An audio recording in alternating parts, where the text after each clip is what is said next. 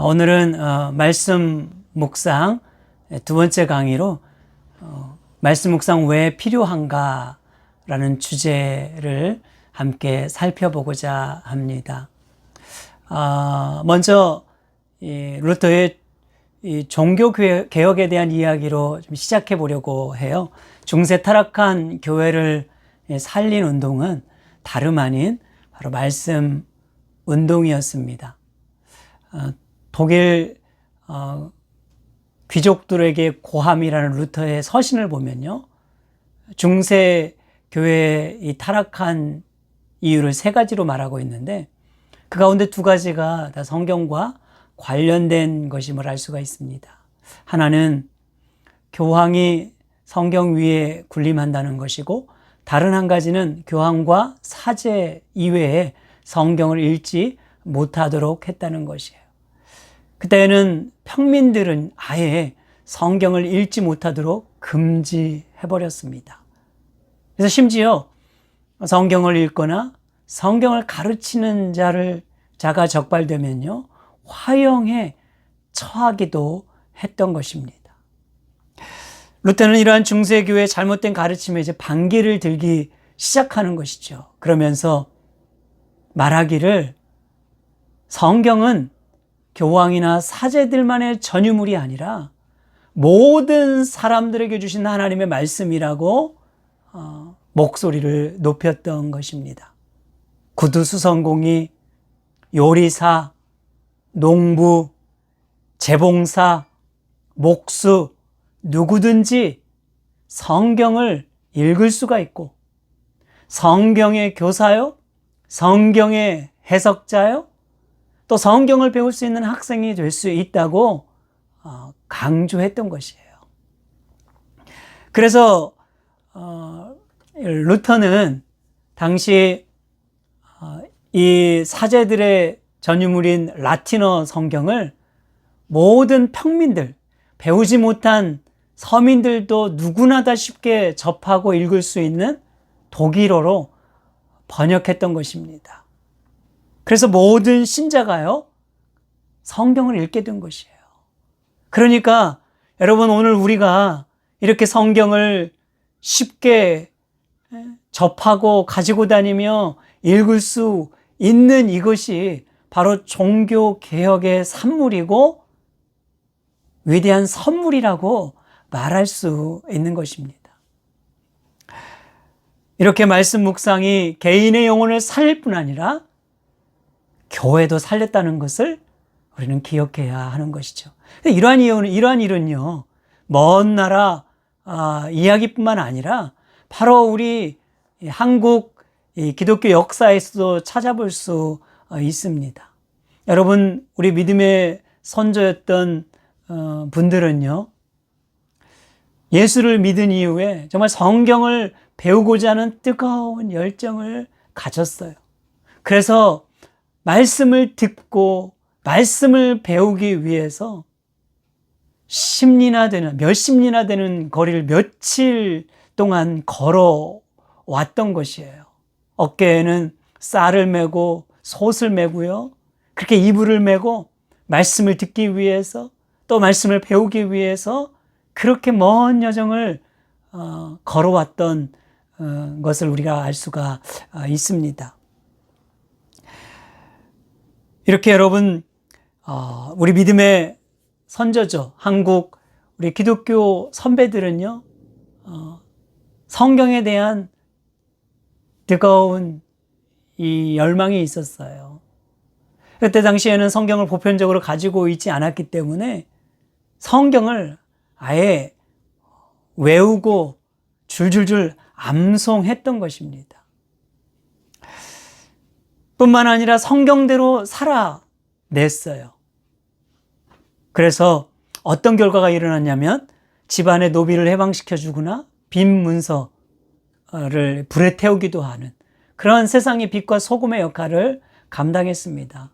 그래서 여러분, 한국에 들어왔던 초기 선교사님들의 증언에 의하면 한국의 그리스도인들은 성경을 읽고 배웠을 뿐만 아니라 성경대로 살아왔다고 증언했던 것입니다.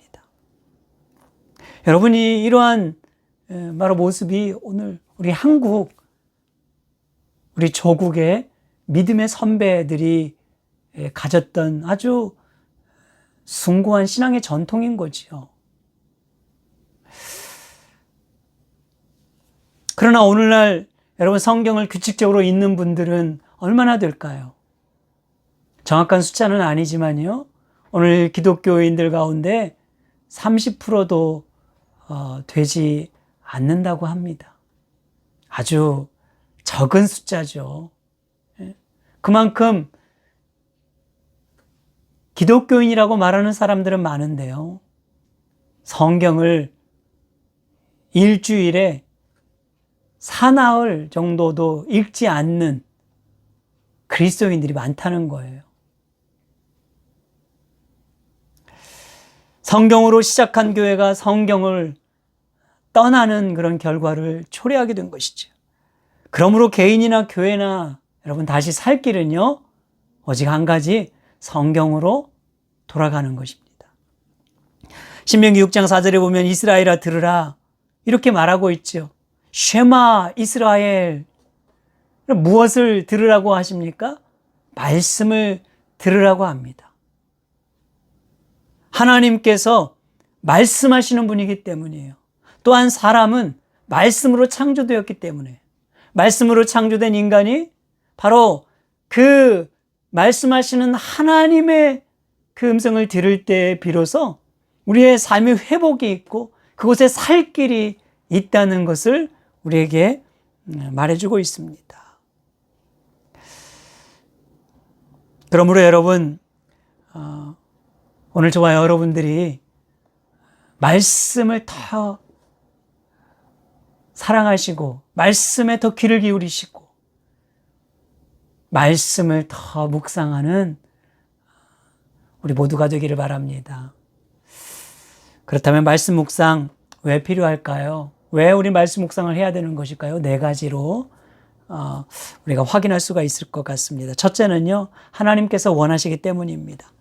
창세기 1장 27절에 보면 하나님의 형상대로 사람을 창조하시되 이렇게 말씀하셨어요. 사람은 세상 그 어느 피조물보다 존귀하고 특별한 존재로 지음받았습니다. 하나님의 형상으로 지어졌기 때문이죠. 동물과 사람의 다른 점이 무엇입니까? 동물은 본능대로 살아간다는 것이고 사람은 생각하고 사고할 수 있고 또 말할 수 있는 언어를 주셨다는 거예요. 그러니까 하나님과 인격적인 교제를 할 수 있는 존재로 지음 받았다는 것입니다. 인간은 하나님과 인격적인 교제를 통해서요, 창조의 목적을 발견하게 됩니다. 우리를 지으셨던 그 처음 그 하나님의 목적을 우리는 말씀을 통하여 깨닫게 되는 것이에요. 그것이 바로 말씀 묵상을 우리가 해야 되는 이유입니다. 둘째로 예수님께서 본을 보이셨기 때문입니다. 마가복음 1장 35절에 보면 예수께서 일어나 한적한 곳으로 가사. 여러분, 예수님께서는 아무리 바쁜 중에서도요, 늘 시간과 장소를 할애해서 하나님과 교제하는 시간을 가지셨습니다. 그분의 하루의 삶은 매우 바쁘셨죠. 말씀을 가르치시고 병든 자를 고치시고 또 복음을 전파하시는 매우 분주하고 바쁜 그 일정 속에서도 그분은 항상 하나님과 교제하는 것을 최우선시 여기셨습니다. 그래서 아무리 바빠도요, 시간을 정하고 장소를 구별해서 하나님과 교제하는 시간만큼은 미루지 않으셨던 것이에요. 그래서 늘 한적한 곳에 가시니 이런 말씀이죠. 여러분, 오늘 우리가 왜 말씀 묵상을 하지 못할까요? 이유에 여러 가지 있겠지요. 우리의 삶의 형편은 다 다르니까요. 그런데 본질적으로 따져 들어가 보면 말씀 묵상하는 것을 그만큼 중요하게 여기지 않기 때문이에요. 그러니까 이런저런 일들에 밀려서 결국은 말씀 묵상 일주일에 한두 번조차도 하지 못하고 살아가게 되는 것이지요. 여러분들의 삶은 그렇게 말씀 묵상이 우선순위에 밀려있지는 않으십니까? 독일의 나치 정권에 저항하며 신앙과 공동체의 순결을 지켰던 그 보네퍼 목사님은요, 그렇게 힘든 상황 속에서도 늘 말씀 묵상을 빠뜨리지 않았다고 합니다. 그럼 어떤 사람이 물었어요. 당신은 왜 그렇게 말씀 묵상을 합니까? 이렇게 대답했다고 해요. 나는 그리스도인이기 때문에 묵상을 합니다. 여러분, 그렇습니다. 그리스도인이기 때문에 우리는 마땅히 묵상해야 돼요. 그리스도께서 하나님의 뜻을 묻기 위하여 늘 시간과 장소를 할애하여 교제하셨듯이 그리스도를 따라가는 그리스도인이라면, 그죠? 예수를 믿는 사람이라면 누구나 다 말씀 묵상을 통하여 하나님의 뜻을 묻고 생각하고 고민하면서 살아갈 수밖에 없는 것입니다. 여러분, 세 번째로는 하나님의 인도함을 받기 위해서입니다.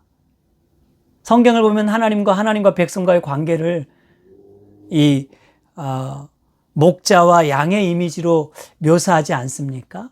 그래서 요한복음 10장 27절에 보면 이렇게 말하죠. 내 양은 내 음성을 들으며 나는 그들을 알며 그들은 나를 따르니라.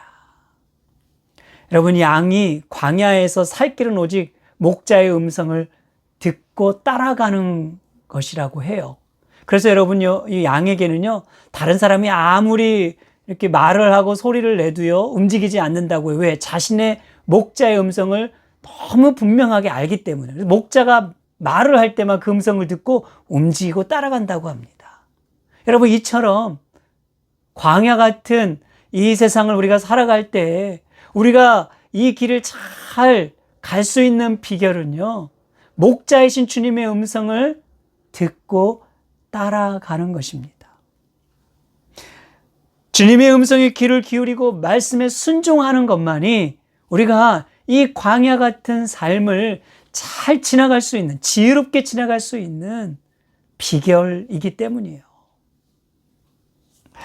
양은 가장 안전하고 풍성한 삶을 목자의 음성을 들으며 누리듯이 오늘 우리가 주의 음성을 듣고 그 말씀을 붙들어 살아갈 때에 가장 안전하고 풍성한 삶을 누릴 수가 있게 됨을 믿으시기 바랍니다.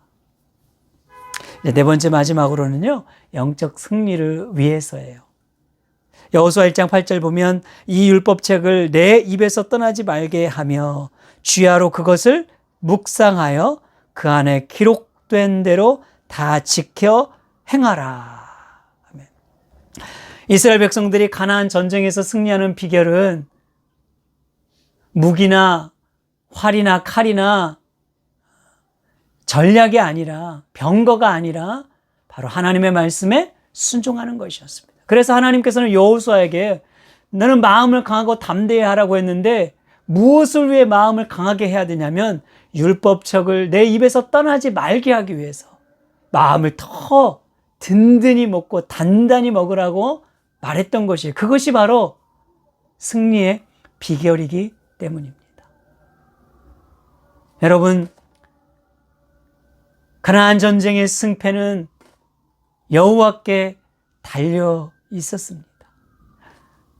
이와 같이 우리 이 세상을 살아가면서 영적인 전쟁에서 승리하기 위해서 우리가 해야 될 일은 다른 것이 아니라 바로 이 율법책에 떠나지 말고, 그죠? 이 율법책을 주야로 묵상하며 살아가는 거예요. 하나님의 말씀을 묵상하는 것만이 우리가 영적 전쟁에서 승리하는 비결이에요. 그래서 사도 바울은요, 성령의 검 하나님의 말씀이니 무기를 더 담대하게 가져야 된다고 말했던 것이에요. 여러분, 영적인 전쟁에서 매일매일 우리의 삶에 이루어지는 영적 전쟁에서 치열한 이 전쟁에서 승리하는 비결, 무기, 가장 중요한 것은 무엇이냐면 바로 성령의 검, 하나님의 말씀을 가지는 것입니다. 이처럼 말씀 묵상에 순종하면 승리할 수 있고, 말씀 묵상에 이 말씀에 불순종하면 실패할 수밖에 없는 것입니다. 그래서 여러분, 우리가 무던히 말씀 묵상해야 되는 것이에요. 말씀 묵상을 소홀히 해서는 안 되는 이유인 것입니다. 우리 사랑하는 여러분, 저는 저와 여러분들이 하나님의 말씀을 더 묵상하는 그런 시간들을 꼭 확보했으면 좋겠습니다. 지금 우리에게 주어진 시간들이 좀 많이 있잖아요.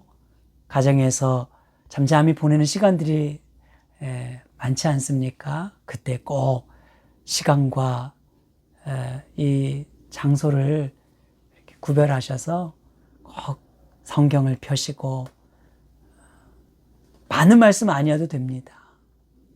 짧은 말씀이라도 매일매일 말씀을 묵상하며 곱씹어보고 생각하고 자신을 돌아보고 주님의 뜻을 물으며 매일매일 주님과 함께 동행하는 저와 여러분 되기를 주의 이름으로 축복합니다. 기도하겠습니다. 하나님 아버지, 우리가 하루하루 말씀 묵상하는 이 일에 실패하지 않도록, 우선순위를 뒤로 밀려나지 않도록 도와주시고, 매일 말씀 묵상 안에 주님과 함께 동행하게 하시옵소서. 예수님의 이름으로 기도하옵나이다. 아멘.